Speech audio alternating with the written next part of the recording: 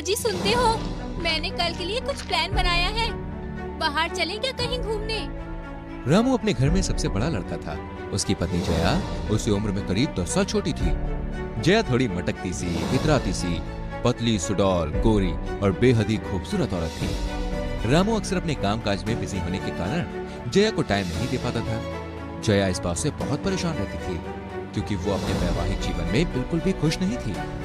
जया रामू के कमरे में आती है। आप कहाँ जा रहे हैं? अरे वो मुझे कुछ काम आ गया अचानक से ऑफिस में, तो उसी सिलसिले से मुझे कुछ दिनों के लिए शहर से बाहर जाना होगा। आपने मुझे पहले बताया ही नहीं इस बारे में। तुम तो बस मुझ पर शक ही करती रहोगी जिंदगी भर। अरे कमाऊंगा नहीं तो तुम्हारी ख्वाहिशों को पूरा कैसे करूंगा? और मेरी बाकी ख्वाहिशों का क्या, जिसके लिए आपके पास जरा भी वक्त नहीं होता। तुम मेरा दिमाग मत खराब करो यार। आपको याद भी है, हमारी शादी की सालगिरह है कल। हाँ याद है मुझे। जया, हमारी शादी को 6 साल हो गए। क्या तुम भी बच्चों के जैसे जिद करती हो? सालगिरह ही तो है। अरे वापस आने के बाद मना लेंगे। उसी बात का तो दुख है कि शादी को 6 साल हो गए हैं और अब तक हमारे एक भी बच्चा नहीं है। पड़ोसी तो अब मुझे 5 कहकर बुलाते हैं।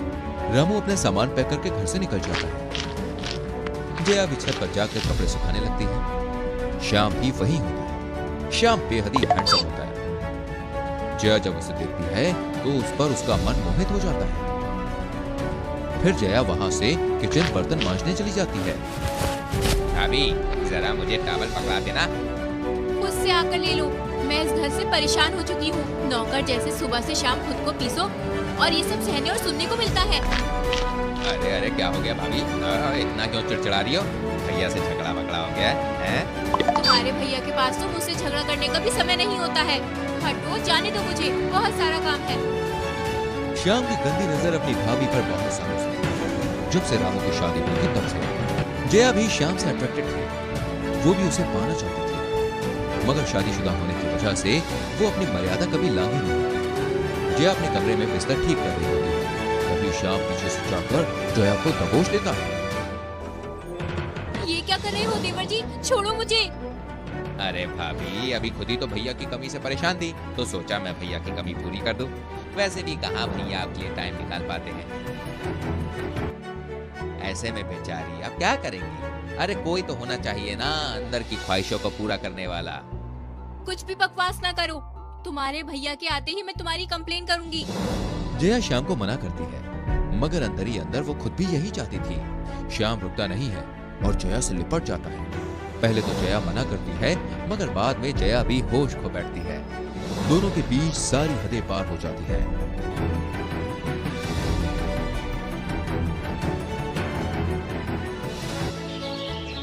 सुबह होते ही जब जया नींद खुलती है तो वो परेशान हो जाती है। क्या क्या बात हो गई है मेरे से? जया झट से अपने कपड़े पहनती है और किचन में चली जाती है। जया को लगता है कि कहीं रामू उसे छोड़ ना दे।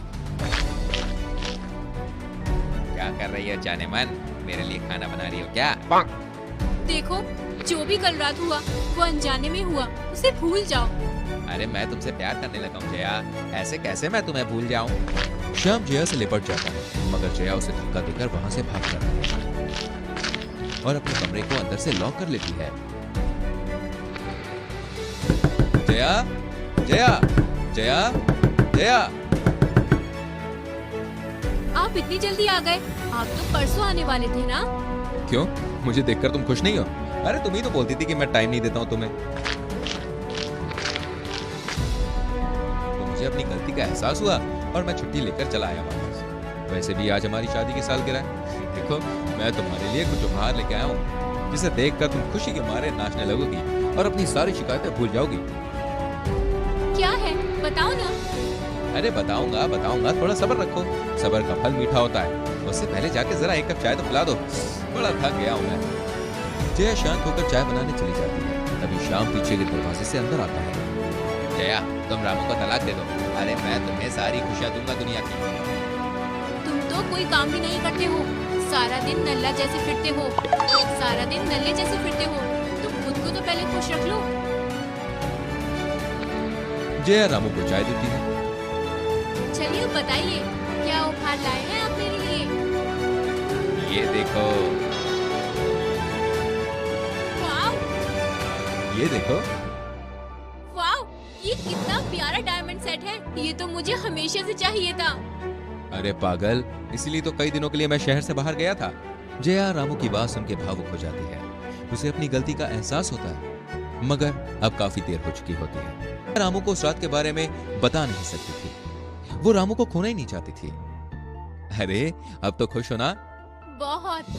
जया रामू से गले मिलती है। जया डायमंड सेट लेकर अपने कमरे में चली जाती है। श्याम ये सब चुपके से देख रहा होता है। उसे जया का रामू के करीब आना बिल्कुल भी अच्छा नहीं लगता।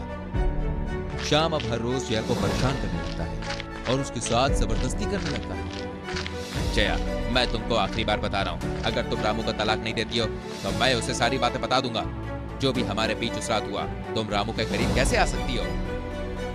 पति है वो मेरे, मैं उनके करीब जाऊं भी तो तुम्हें इससे क्या? तुम हो कौन? लगता है तुम ऐसे नहीं मानोगी। अब मैं रामू को खुद इस घर से धक्के मार के निकाल दूंगा, तब तुम्हें पता चलेगा मैं क्या चीज हूँ। लगता है ये इंसान ऐसे नहीं मानेगा। अब मुझे ही इससे पीछा छुड़ाना पड़ेगा। जया श्याम को एक चिट्ठी लिख कर देती है जिसमें लिखा होता है कि वो उससे छत पे आज रात आने वाली है। जया, मैं आ गया। कहाँ हो तुम? मुझे पता था तुम मेरे बिना नहीं रह सकती हो। हाँ, तुम सही कहते हो। मुझे इस बात का कल ही एहसास हुआ कि मैं भी नहीं रह सकती तुम्हारे बगैर। इधर जया चुपके से रामू को मैसेज कर देती है कि ऊपर आ जाओ। श्याम जया से लिपट जाता है। तभी रामू जया का मैसेज देखकर ऊपर छत पे आता है। जया की नजर रामू पर पड़ते ही वो नाटक करने लगती है। श्याम, छोड़ो मुझे। मैं आज तुम्हारे भैया को हर बात बता दूंगी कि कैसे तुम मेरे साथ उनके ना होने पर जबरदस्ती करते हो। छोड़ो मुझे, जाने दो। बचाओ, कोई बचाओ। श्याम, तेरी हिम्मत कैसे हुई मेरे बीवी को छूने की? पर भैया, जया ने ही मुझे ऊपर बुलाया था।